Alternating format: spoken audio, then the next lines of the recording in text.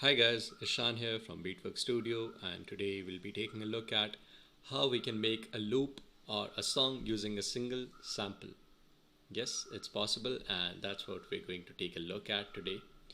So let's jump into it. This is how it sounds, and I'll be breaking it down soon. So let's check it out.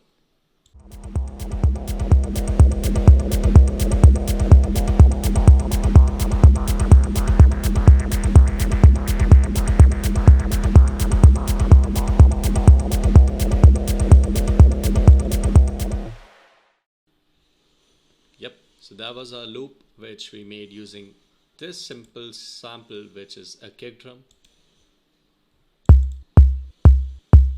This kick drum over here. Yep. Let's break everything down and see how we made this. So let's start with the sub, which is the easiest to make after the kick. So I started making with the sub, and let's break it down. So coming to the subsection, I'll just quickly disable everything. Yep, so this is how it sounds. Also, I'm using this filter, so I'll just turn it off. Now I'm using the same kick on a lower octave. So our kick is on C3, the sub is going to be on C2, and it's a progressive kind of a pattern, 1/16th note repeating. And there's a slight variation in the velocities, and this makes it sound like this. Now since it's a sub, I just want the subs, so that's why I cleared off all the highs over here with the help of the inbuilt filter in the simpler. After which I have the amp, which is just enhancing the harmonics on the bass. But again, since it's a sub bass, I don't want a lot of mids or the bass, low bass to come in. So I cleared it off with the help of an auto filter. And finally, this is going to be sidechain to the kick. Very easy. Yeah, so this is a sub, and let's go into the percussion section now. Now the percussion sounds like this. I'll slowly start to take off everything from here. There you go. And let's see how I made this. So the first thing is I cropped down this kick to this much part only, which I was using in a sampler, not a simpler this time. You can quickly change simpler into a sampler by right clicking and just selecting this. Awesome. So the next thing is going into the pitch oscillator section, where you can turn on the FM, and without the FM it sounds like this. Barely audible, but with the FM modulation it has a bit of those highs, pluckiness. Now to enhance this overall sound, I used an amp with a rock algorithm on it. And finally a reverb, and sidechaining this to the kick.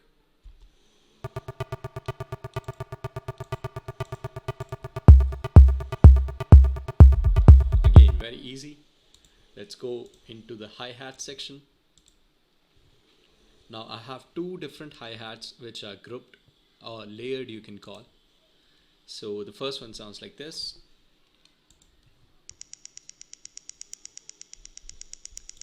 And the second one like this. And first of all, I mean, it's pretty impossible to believe that it's made by a single sample, but yep, that's how it is.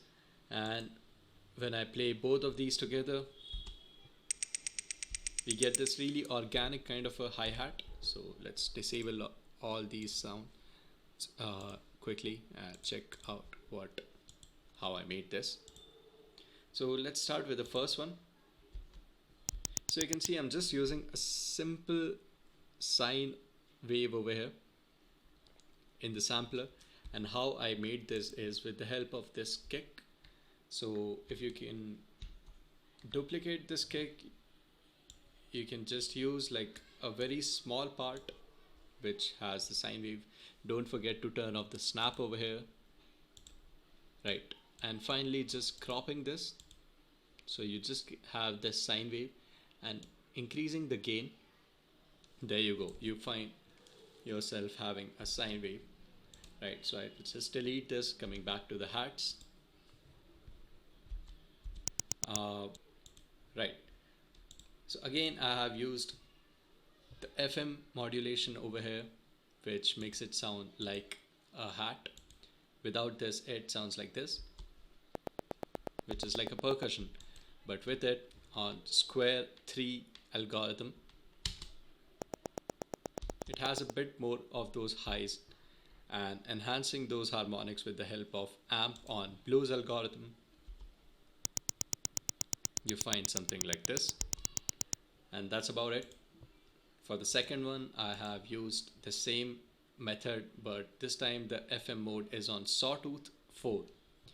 Yeah, and that matters. And you can play around with volume and coarse level to find different results. And it sounded like this before, which is again like a percussion with the help of the FM modulation. You have those high harmonics. Adding the blues amp again and an overdrive gives me more harmonics on the higher frequencies.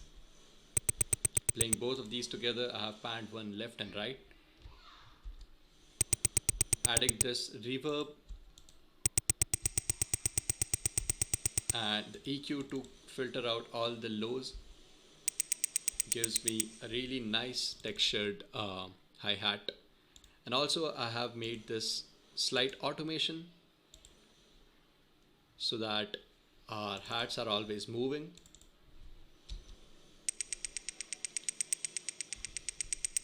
Also just sidechained slight bit to the kick, and this is how it sounds till now.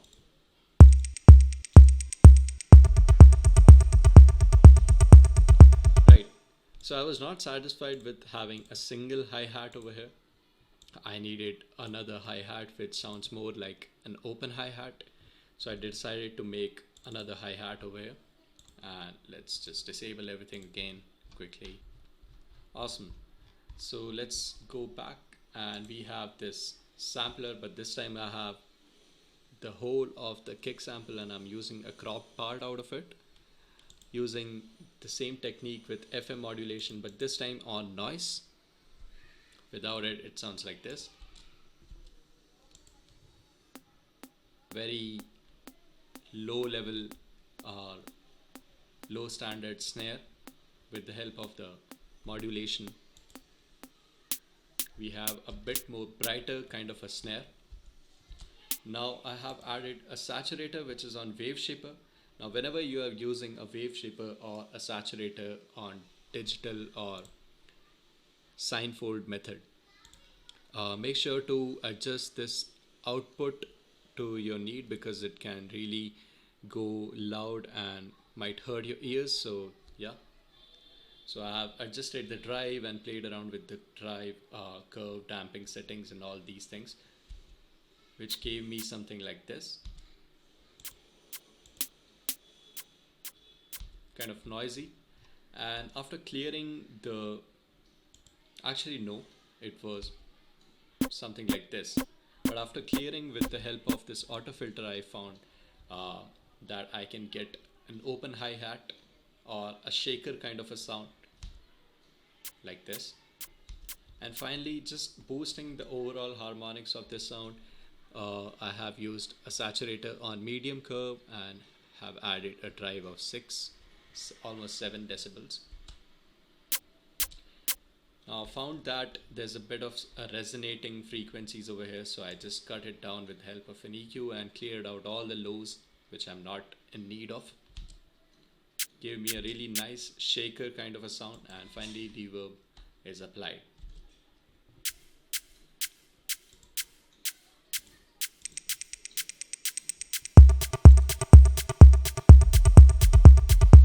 Right, so that was pretty much what I have used for the drums. Now I have the leads over here which are very interesting in nature, so let's check them out.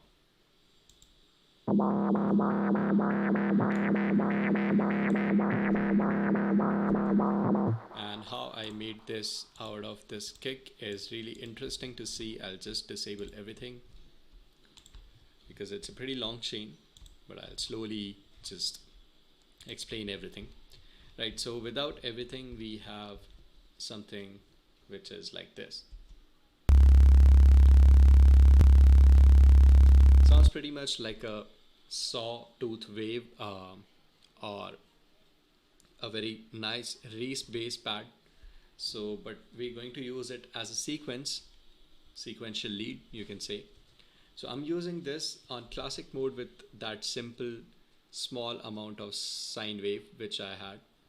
Right, so make sure to keep this on loop, otherwise it's really short in nature, so it's going to be played as a click. So we can just check it out really quick.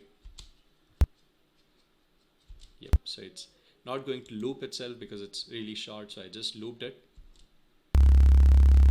And the second thing is I have added an amp on lead. This gives that higher harmonics. Now I have applied another amp, but after which I have added this limiter, so I'll just turn that on because I'm using 2 amps which might just blast the volume out of the roof. So I've added this limiter to keep a ceiling which is suitable to my need, and this time I'm using the rock preset. Yep, so that's there. And finally just cleaning out all the lows out of this. I am having only these high frequencies and the mid frequencies. Now the fun part comes with the auto filter, which is making it sound like a sequence. You can see over here I have automated the frequency over here. So let's just check it out. And it's something like this, just like how a sequence or an arpeggiated pattern looks like. And out of that saw wave we have something which sounds like this. Now let's keep this auto filter off right now, and I'll just explain why. Now after this I have added a delay. Adds a bit more interesting flavor, and a reverb which adds this into an environment friendly zone. And finally a compressor, which is the side chain for the kick. And about this auto filter, now this is just controlling the amount of brightness or the dullness of the sound, and I'm having this LFO on so that it keeps on moving. So this is how it sounds.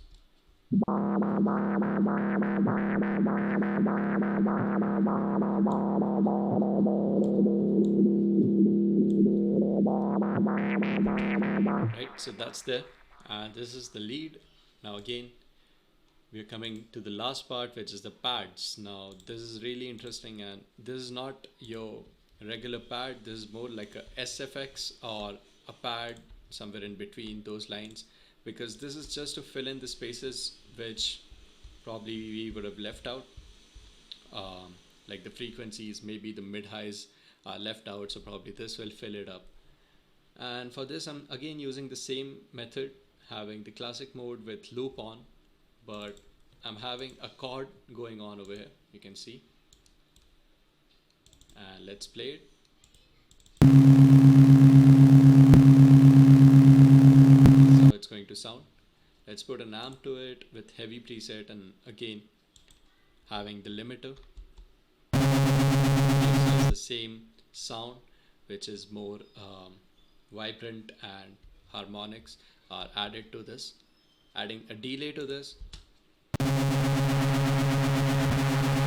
Now where it becomes like a real pad or an atmospheric element is when you add this reverb, which is on a dry width of 95%, which means that your dry signal is almost lost, and only the wet signal, which is the reverbed part, is remaining. And that gives us this textural kind of a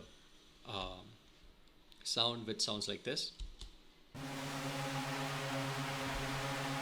And this is the trick to make any sound like a texture. Just have the dry width very high, and I've just glued everything up, and finally just EQ to my liking.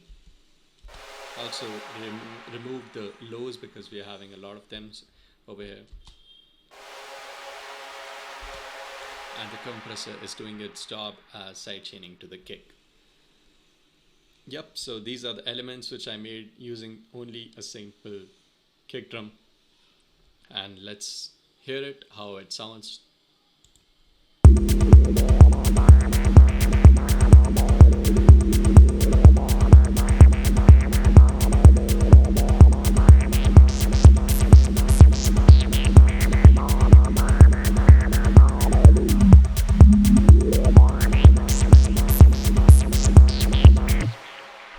Right, so thanks for watching. I hope you had fun and it was a really cool and great session making a loop out of a simple sample.